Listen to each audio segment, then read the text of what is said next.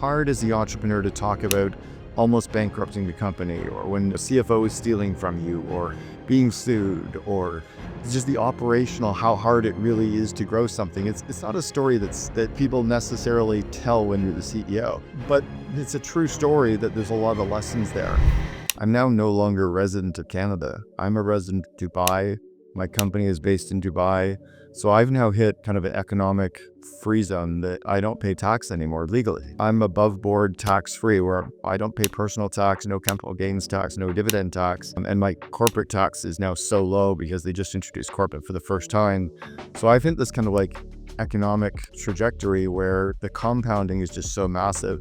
So I would tell people to look for ways to and places to have life by design. That many of us ended up where we're living because our great grandparents or our grandparents moved here, but we can live anywhere and be global. That's something to consider.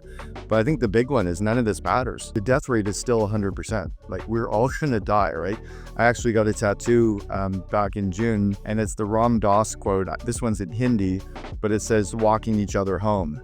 And it's just a reminder that none of this stuff matters. This is just what we're doing to make a buck and take care of each other and have fun along the journey, because at the end of the day, we're all going to die. And I think that many people lose sight of that this is just one journey that we get, and let's have the best journey we can. I've done 800 paid speaking events in 29 countries, but I was doing that back in the earlier days to scale my brand and to scale my business.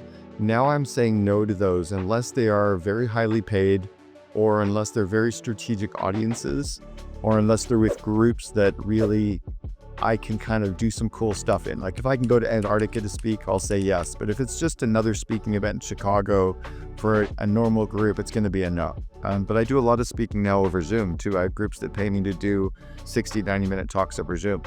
But I did 2 speaking events in January in Dubai. I had one in February in Peru. I did one in Ibiza last year, but I was going to be in Ibiza anyway. I was going to be in Cairo last December, so I reached out to the Cairo EO and YPO chapters. They said yes, they paid, they booked me.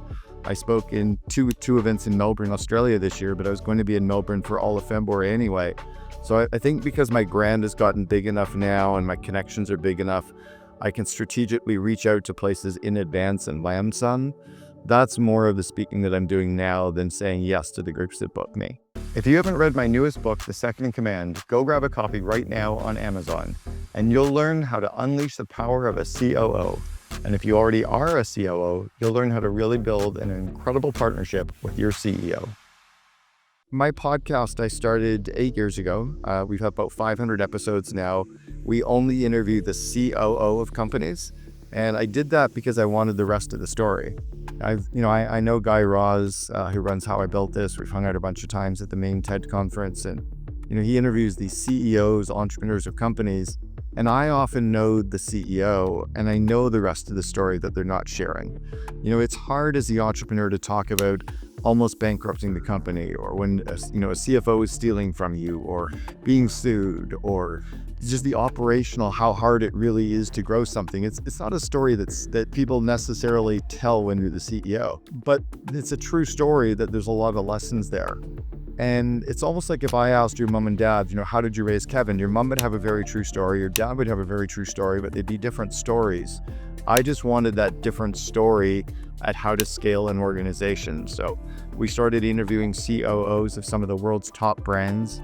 I've had the Asana, Kajabi, Trainual, Shopify, Cleveland Indians, like Bumble. I've interviewed the COOs of all these brands to hear their side of scaling up the story and to learn, how do we make the CEO iconic? The Sheryl Sandberg was the COO to Mark Zuckerberg for 15 years. In the early days, she was the adult in the room, and then she became a little bit of the mentor, and then she became a little bit of the guard. What was her role like, and how did she continue to grow as a COO? So that's what the Second Command podcast is about.